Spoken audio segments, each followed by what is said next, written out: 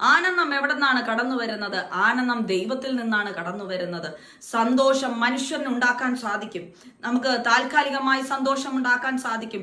പല പല കാര്യങ്ങൾ ചെയ്യുമ്പോൾ നമുക്ക് സന്തോഷം തരും.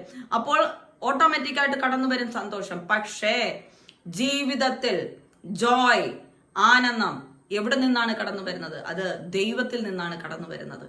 ആ ദൈവത്തിൽ നിന്ന് ആ ആനന്ദം നമ്മുടെ ജീവിതത്തിൽ കടന്നു വരണമെങ്കിൽ ആനന്ദമുള്ള വ്യക്തി ജീവിതങ്ങൾക്ക് എപ്പോഴും ഹാപ്പി ആയിരിക്കുവാൻ, ജോയ്ഫുൾ ആയിട്ട് ഇരിക്കുവാൻ സാധിക്കുകയുള്ളൂ.